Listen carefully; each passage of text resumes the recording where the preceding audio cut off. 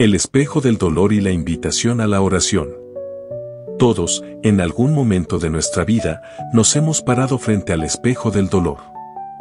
Es un espejo que no pedimos, que no compramos, pero que un día, de repente, está frente a nosotros. Refleja una herida, una traición, una palabra injusta o una acción que nos ha quebrado por dentro.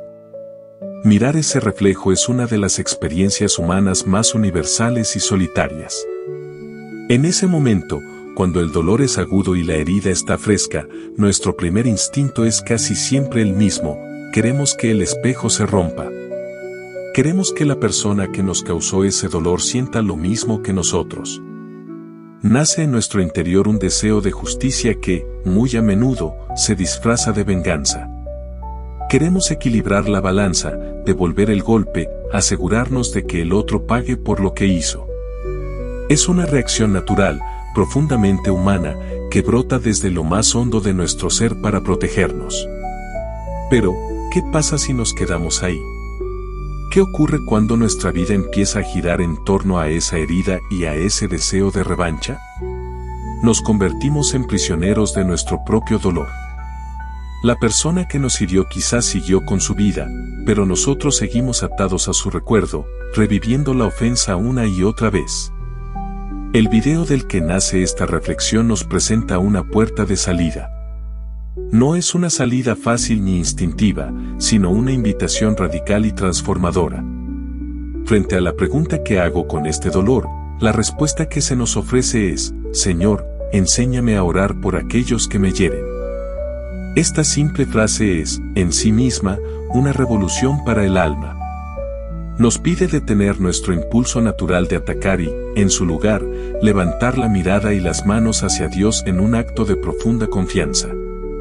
Nos invita a un camino que va en contra de la lógica del mundo, un camino que no busca la venganza, sino la gracia, que no exige justicia inmediata, sino que confía en la justicia perfecta de Dios. Que no se aferra a la amargura, sino que busca la liberación a través del perdón. A lo largo de las siguientes páginas, exploraremos juntos este camino. Desempacaremos lo que realmente significa dejar la justicia en manos de Dios, el desafío de amar a quienes nos han hecho daño y, lo más importante, cómo es posible lograr algo que parece sobrehumano. Esta no es una reflexión para personas perfectas, sino para corazones heridos que anhelan encontrar paz y libertad. Es una invitación a dejar que Dios tome los pedazos rotos de nuestro dolor y los use para construir en nosotros un corazón que refleje el suyo. La trampa de la venganza, un peso que no nos corresponde cargar. Imagínate que alguien te lanza una piedra y te hiere.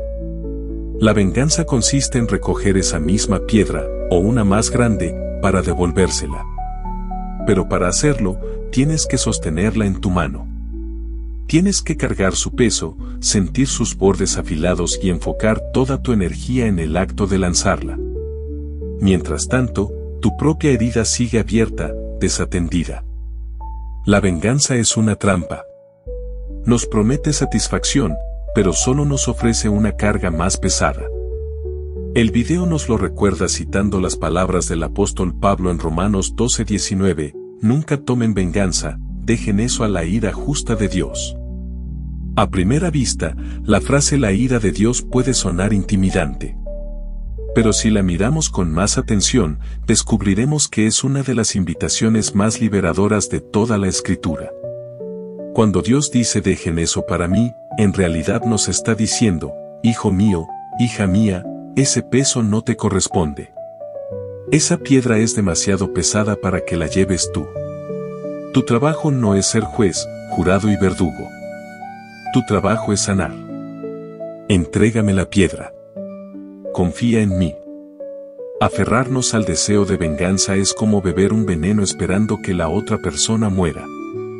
El único que resulta envenenado es uno mismo. La amargura, el rencor y los pensamientos de revancha ocupan un espacio precioso en nuestro corazón y nuestra mente. Nos roban la alegría del presente porque nos mantienen anclados a las injusticias del pasado. Nos impiden ver la belleza que nos rodea porque nuestros ojos están fijos en la ofensa. La sed de venganza nos convierte en una versión de nosotros mismos que no nos gusta. Nos volvemos cínicos, desconfiados, irritables. Construimos murallas alrededor de nuestro corazón para que nadie más nos vuelva a herir, pero esas mismas murallas nos impiden recibir y dar amor. Nos convertimos, sin darnos cuenta, en una sombra de la persona que nos hirió. Dejar la venganza en manos de Dios no es un acto de debilidad, sino de una inmensa fortaleza espiritual. Es reconocer que nuestra visión es limitada. Nosotros solo vemos el acto que nos dañó, pero Dios ve el panorama completo. Él ve el corazón de la otra persona, sus propias heridas, sus motivaciones y su historia. Su justicia no es como la nuestra, que a menudo es ciega e impulsiva. La justicia de Dios es perfecta, es completa y siempre, siempre, busca un bien mayor, aunque no podamos entenderlo en el momento. Por lo tanto, el primer paso en este camino de sanación es tomar la decisión consciente de soltar la piedra. De abrir la mano y dejarla caer a los pies de Dios, confiando en que Él sabe exactamente qué hacer con ella. Es un acto que nos libera para poder, finalmente, empezar a cuidar de nuestra propia herida. La justicia de Dios, confiar en el juez justo. Una de las preguntas más difíciles que surge cuando decidimos no buscar venganza es, entonces, ¿la persona que me lastimó simplemente se saldrá con la suya? Es un temor legítimo. Sentimos que si no actuamos, la injusticia quedará impune y el universo quedará desequilibrado. Aquí es donde nuestra fe es puesta a prueba. Confiar en la justicia de Dios significa creer que ninguna acción, ni buena ni mala, pasa desapercibida ante sus ojos. Significa entender que el universo tiene un juez soberano, justo y bueno, que no necesita nuestra ayuda para hacer su trabajo. La justicia humana es imperfecta. A menudo, es tardía, a veces es ciega y, en muchos casos, es inexistente. Depende de pruebas, de abogados, de sistemas legales falibles. La justicia de Dios, en cambio, es infalible. Él no necesita testigos, porque Él lo ve todo. Él no necesita pruebas, porque Él conoce la intención de cada corazón. Confiar en esta justicia divina nos libera de la obsesión de tener que ver el castigo del otro. Nuestra necesidad de ver que el otro pague es, en realidad, una falta de confianza en que Dios se hará cargo. Pero su manera de hacerse cargo puede no ser la que esperamos. A veces, la justicia de Dios se manifiesta de formas que podemos ver en esta vida. Quizás la persona enfrenta las consecuencias naturales de sus actos. Quizás pierde la confianza de otros o se ve envuelta en problemas similares a los que causó. Otras veces, la justicia de Dios es interna y espiritual. Puede ser que Dios permita que esa persona se enfrente a su propia conciencia, un juicio mucho más severo que cualquiera que podamos imponer nosotros. Puede que Dios, en su misericordia, busque llevar a esa persona al arrepentimiento, para que reconozca su falta y cambie su camino. ¿No es esta una forma de justicia aún más profunda y restauradora? Y, finalmente, debemos recordar que todos nosotros tendremos que rendir cuentas al final de nuestros días. Confiar en la justicia de Dios es tener la paz de que, en el tiempo perfecto de Dios, todas las cosas serán puestas en su lugar. Imagina que la vida es un inmenso tapiz. Nosotros, desde nuestra perspectiva en la tierra, solo vemos la parte de atrás, un enredo de hilos, nudos, colores aparentemente sin sentido y caos. Nos parece un desastre. Pero Dios, desde su perspectiva celestial, ve el frente del tapiz, un diseño perfecto, hermoso y coherente, donde cada hilo, incluso los de colores oscuros que representan nuestro dolor, tiene un propósito y contribuye a la belleza del todo. Dejar la justicia en manos de Dios es dejar de intentar descifrar el caos de los hilos y confiar en el maestro tejedor. Es la paz de saber que, aunque ahora no lo entendamos, al final todo tendrá sentido y todo será justo. El desafío radical de Jesús, amar y orar por nuestros enemigos. Una vez que hemos decidido soltar la venganza y confiar en la justicia de Dios, Jesús nos pide dar un paso más allá, un paso que desafía toda lógica humana. En Mateo 5:44, nos dice, amen a sus enemigos y oren por quienes los persiguen. Seamos honestos. Esta es quizás una de las enseñanzas más difíciles de toda la Biblia. Amar a quienes nos aman es fácil y natural. Pero, amar a quien nos ha herido, a quien ha hablado mal de nosotros, a quien nos ha traicionado, parece imposible, injusto e incluso absurdo. Es importante entender qué significa realmente este amor. Jesús no nos está pidiendo que sintamos un afecto cálido y tierno por la persona que nos hizo daño. No nos está pidiendo que nos convirtamos en sus mejores amigos ni que pretendamos que la herida no existe. El amor al que se refiere Jesús, en griego, ágape, no es un sentimiento, sino una decisión. Es un acto de la voluntad. Amar a nuestro enemigo significa decidir, a pesar de nuestro dolor, desear su bien. Y la forma más concreta y poderosa de expresar ese deseo es a través de la oración. Orar por quien nos ha herido es el acto de obediencia más radical. Cuando oramos por ellos, están sucediendo varias cosas milagrosas al mismo tiempo. 1. Rompemos la cadena del odio.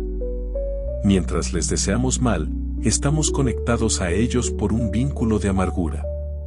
Al orar por su bien, cortamos ese vínculo tóxico y lo reemplazamos por un puente de gracia que nos conecta con Dios. 2. Cambiamos nuestra propia perspectiva. Es imposible orar sinceramente por alguien durante un tiempo y seguir odiándolo. La oración suaviza nuestro corazón. Empezamos a ver a esa persona no solo como nuestro agresor, sino como un ser humano, quizás también herido, quebrantado y necesitado de la gracia de Dios, igual que nosotros. 3. Le damos a Dios el permiso para obrar. Al orar, invitamos al Espíritu Santo a trabajar tanto en nuestro corazón como en el corazón de la otra persona. ¿Qué pedimos en esa oración? Podemos pedir que Dios le revele su error, que lo lleve al arrepentimiento. Podemos pedir que Dios sane las heridas en su vida que lo llevan a lastimar a otros. Podemos pedir que Dios lo bendiga, no necesariamente con prosperidad material, sino con la bendición de conocer a Dios y ser transformado por su amor. Orar por nuestros enemigos es el antídoto definitivo contra el veneno de la amargura. Es el acto supremo de fe, porque estamos entregando la situación por completo a Dios y actuando como lo haría Jesús, quien desde la cruz, en medio de una agonía inimaginable, dijo, Padre, perdónalos, porque no saben lo que hacen. Página 5. El perdón, la llave que nos libera a nosotros mismos. El video nos recuerda que aferrarse a la amargura y al rencor solo nos daña a nosotros. El perdón, entonces, no es principalmente un regalo que le hacemos a la persona que nos ofendió, es un regalo que nos hacemos a nosotros mismos. Es fundamental entender qué es y qué no es el perdón. El perdón no es olvidar. Olvidar una herida profunda es casi imposible y, a veces, ni siquiera es sabio. La memoria nos sirve para aprender y protegernos en el futuro. Perdonar no es sufrir de amnesia, sino recordar sin que el dolor nos controle. El perdón no es excusar o minimizar la ofensa. Perdonar no significa decir no fue para tanto o lo que hiciste estuvo bien.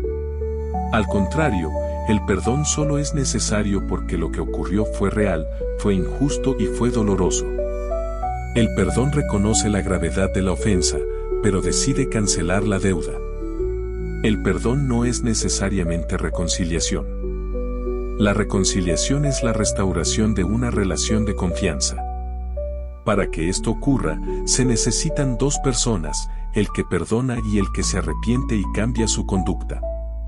El perdón, en cambio, es un acto unilateral.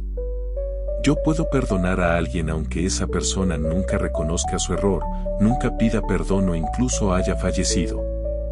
Puedo perdonar para ser libre, aunque la relación nunca se restaure. Entonces, ¿qué es el perdón? El perdón es tomar la decisión de cancelar la deuda que sentimos que la otra persona tiene con nosotros. Es renunciar a nuestro derecho a cobrar, a castigar, a hacerle pagar.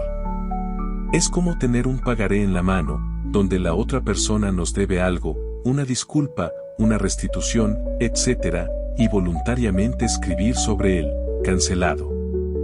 Imagina que estás en una celda.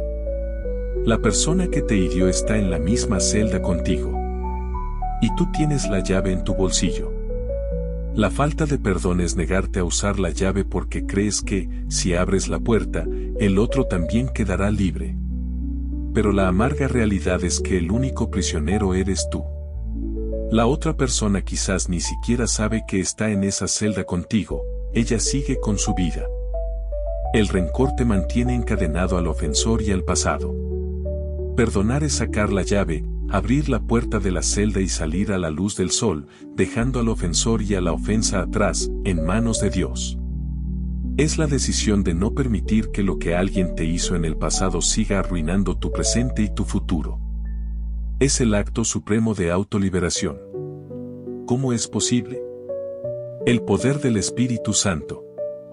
Después de explorar la teoría, llegamos a la pregunta más importante: ¿cómo puedo hacer esto en la práctica? ¿Cómo puedo perdonar cuando el dolor es tan grande? ¿Cómo puedo orar por alguien cuando cada fibra de mi ser se resiste? La respuesta del video es clara y humilde: no podemos hacerlo con nuestras propias fuerzas. Si tratamos de perdonar o de amar a nuestros enemigos basándonos en nuestra fuerza de voluntad, fracasaremos. Es una tarea sobrehumana. Afortunadamente, no estamos solos en esta tarea.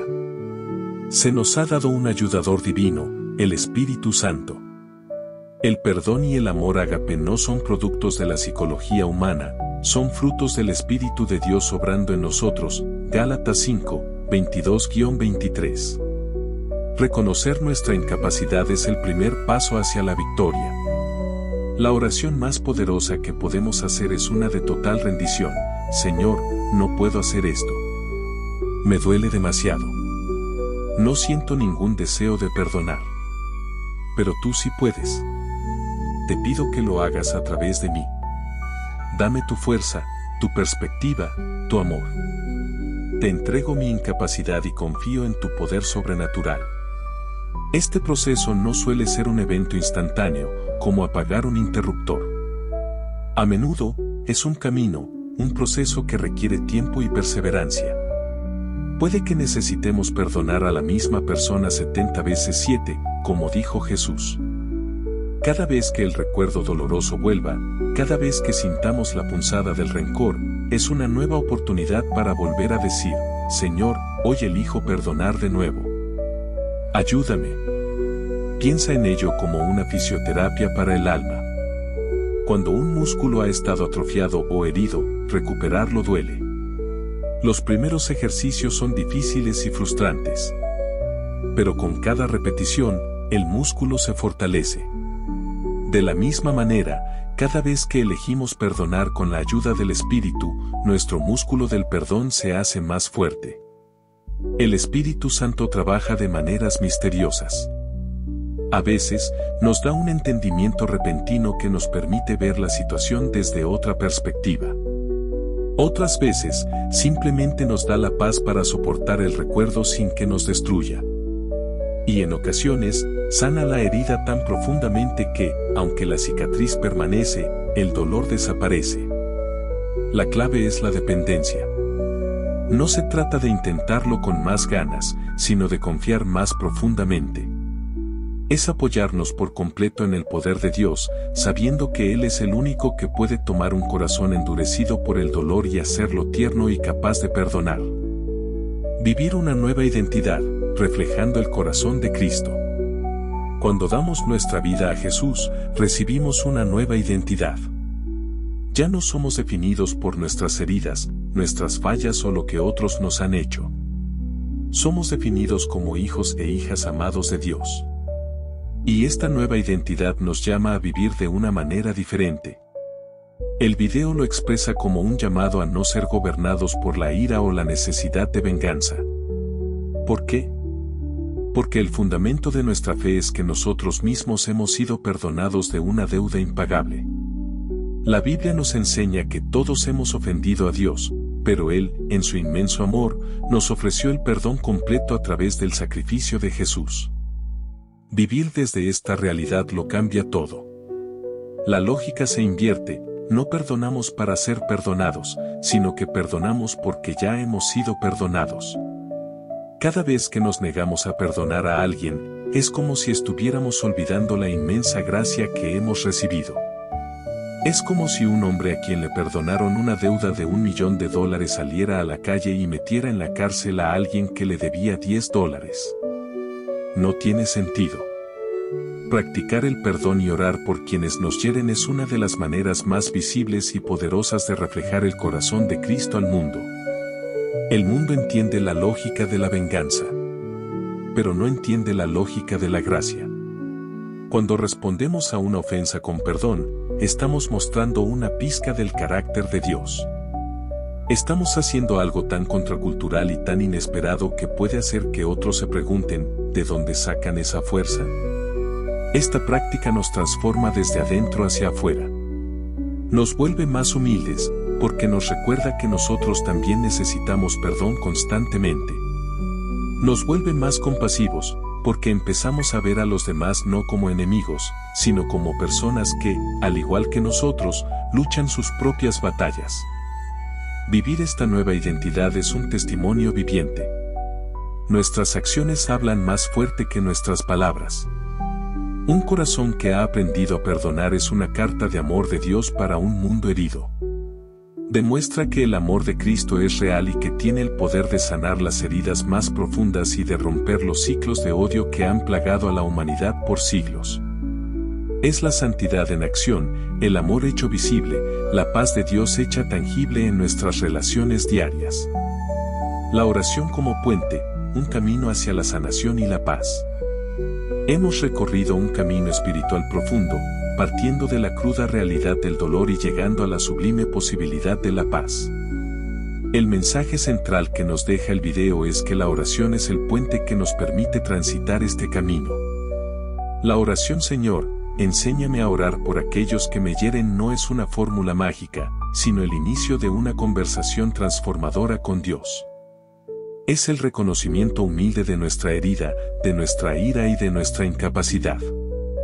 Es el acto de fe de entregarle a Dios la carga de la venganza y confiar en su justicia perfecta. Es la valiente decisión de obedecer el llamado de Jesús de amar, un amor que se expresa en desear el bien para quien nos hizo el mal. A través de este proceso, descubrimos que el perdón no es para liberar al ofensor, sino para liberarnos a nosotros mismos de la prisión de la amargura.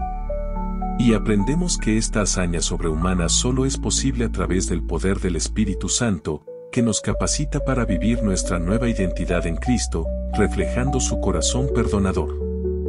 Quizás, al leer esto, tienes en mente una persona o una situación específica. El dolor puede sentirse fresco y la idea de perdonar, imposible. No te abrumes. El viaje de 1000 kilómetros comienza con un solo paso. El primer paso puede ser simplemente susurrar, con toda la sinceridad que puedas reunir, Dios, ayúdame. Quiero ser libre. Esa simple oración es suficiente para que el cielo se ponga en movimiento a tu favor.